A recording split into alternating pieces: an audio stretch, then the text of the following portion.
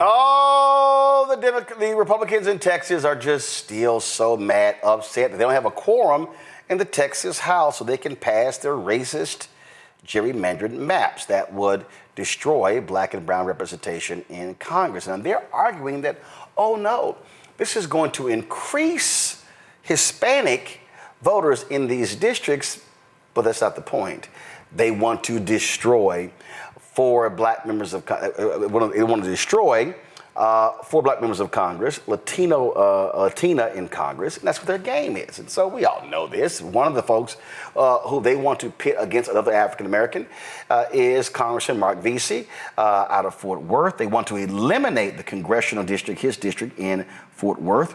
And they want to basically force him to run against Congresswoman Jasmine Crockett.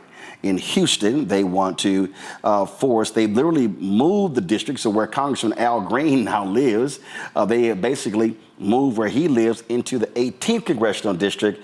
That, of course, is empty as a result of the death of Congressman Sylvester Turner after the death of Congresswoman Sheila Jackson Lee. And so all these shenanigans are going on, and Congressman Vesey joins us right now, along with the longest-serving member of the Texas House, Representative Senfronia Thompson. Glad to have both of you here. Let me first start with you. Congressman Vesey. I mean, it has been hysterical to watch the Republicans go, oh, no. This has nothing to do with Trump's letter, but in the governor's actual call for special session, he mentions the unconstitutional aspect of the districts. Oh, no, it's political gerrymandering.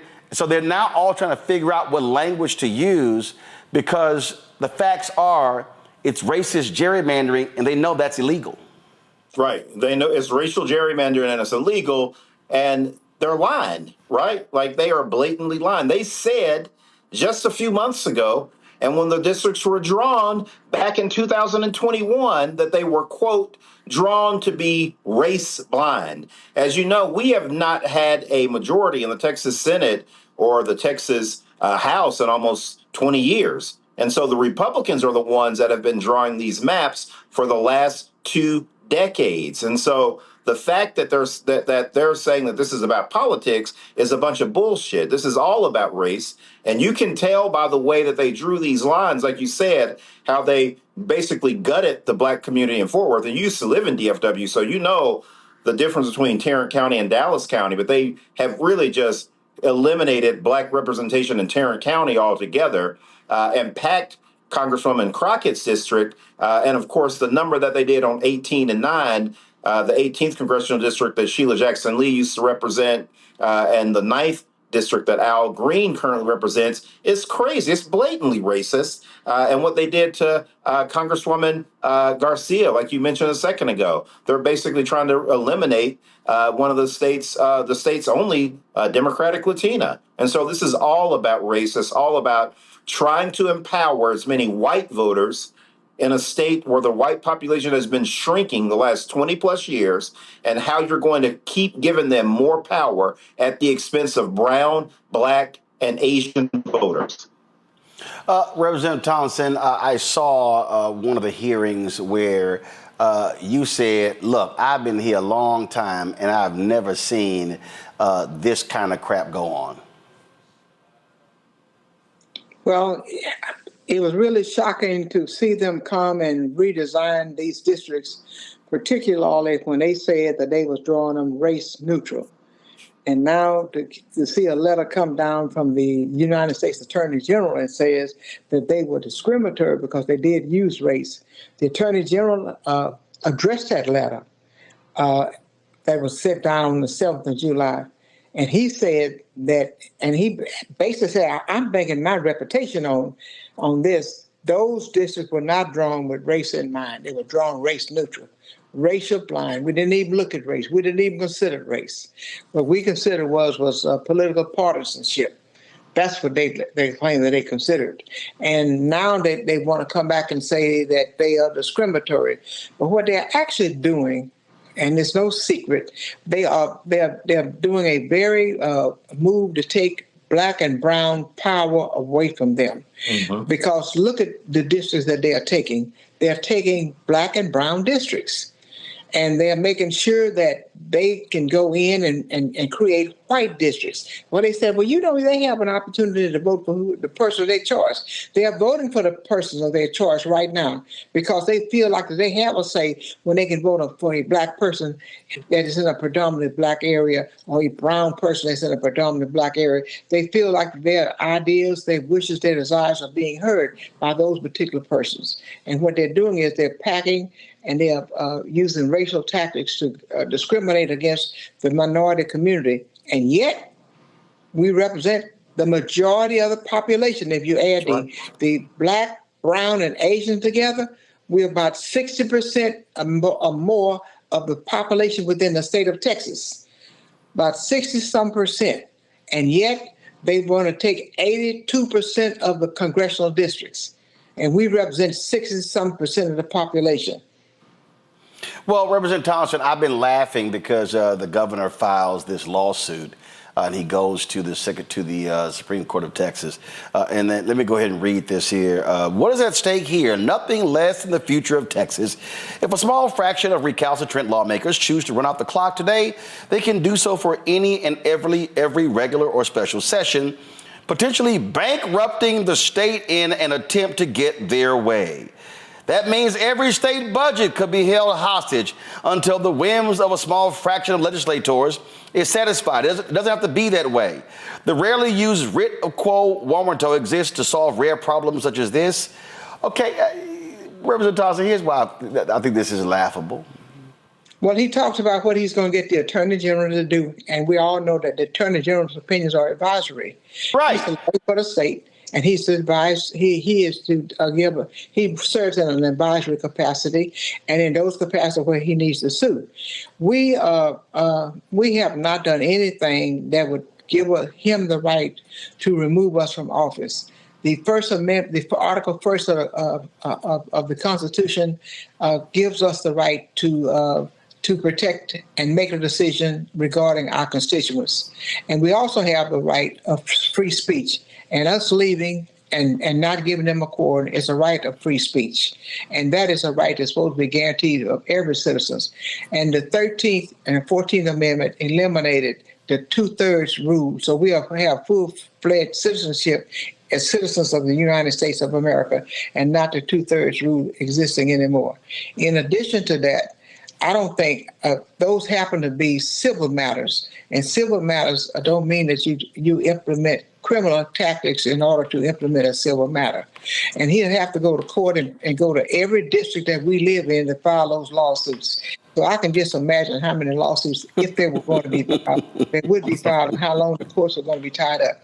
But let me tell you where I really place the blame. I place the blame on Chief Justice Roberts of the United States Supreme Court. Mm-hmm. I placed it back starting in 2013 in a case called Shelby, the Shelby case, when we had pre-clearance. I placed the blame on him.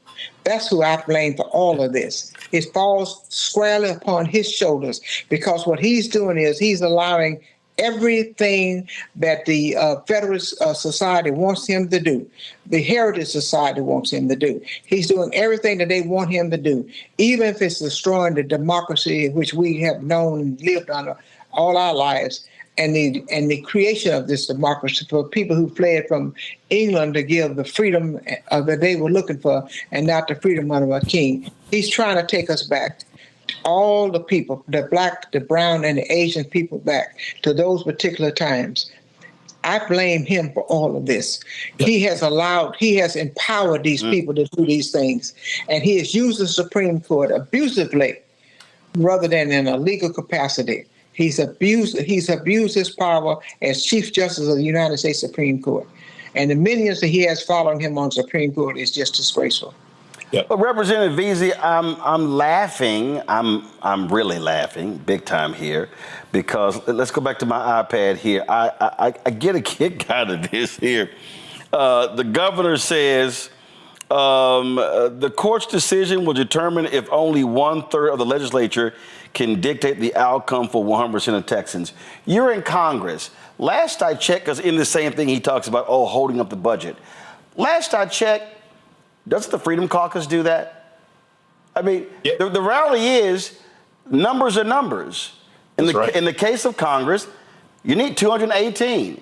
And so the Freedom Caucus says, yeah, we're not going to support this. We ain't going to support this bill. And then they don't. And then they hold everything up, and then they get what they want. And again, I go back to he goes right here, so they can attempt to get their way. That's called politics. And so now in the case here, the law is a law. It just simply says you need a quorum. Yeah. I haven't seen anything anywhere that says that members actually have to show up.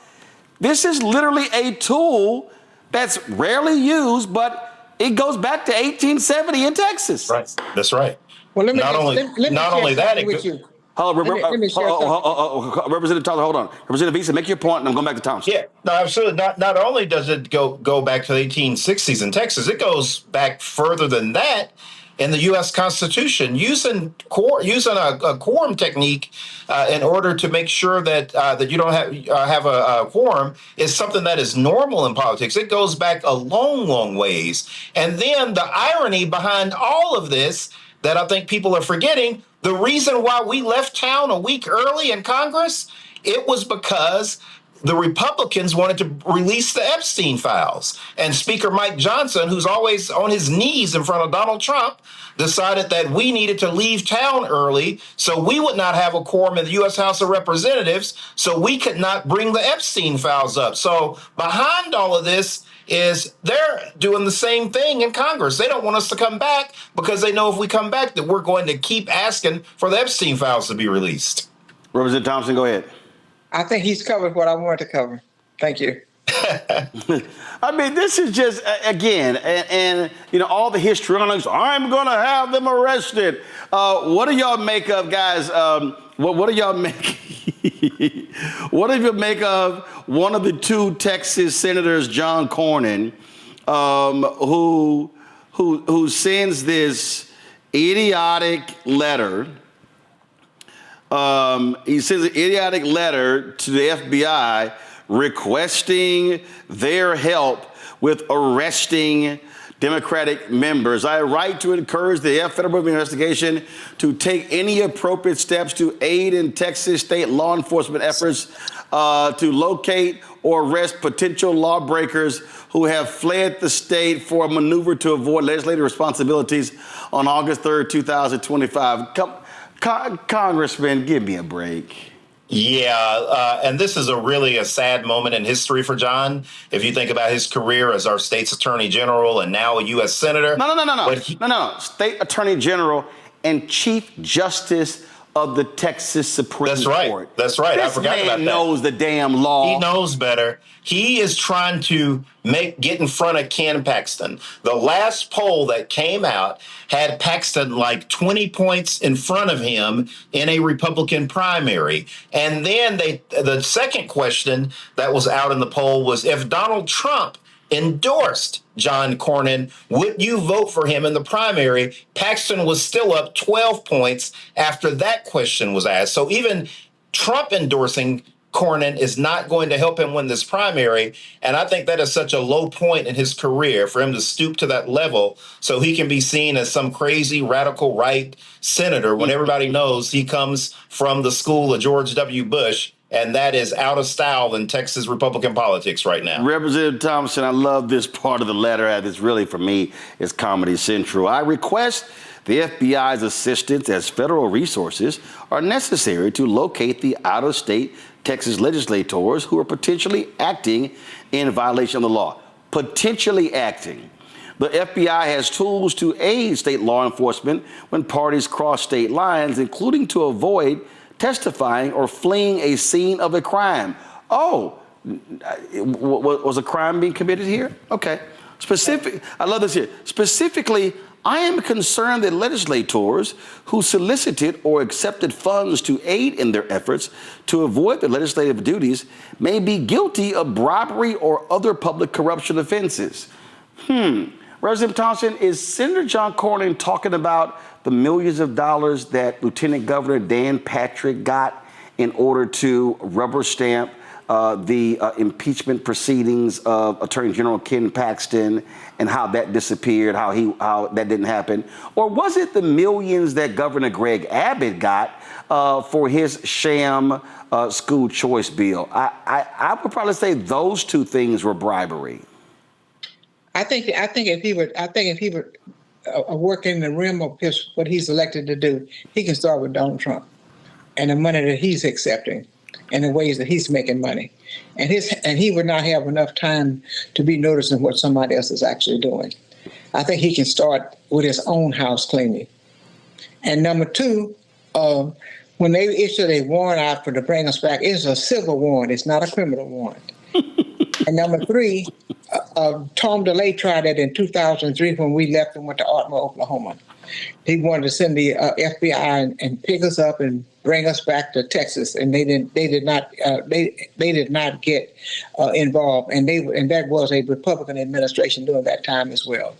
These are civil warrants and not criminal warrants, and they don't have to look for me. I tell them where I am, and I can send them a map and driving direction, and everything. They can locate me real well. Well, I was telling my producer, Representative Thompson, that you were running buddies with my grandmother, Imelda Lamont, so you ain't afraid of nothing. Well, I wish I had some of her boot in while we were talking. I agree 100%. I appreciate it. Thank you for joining me.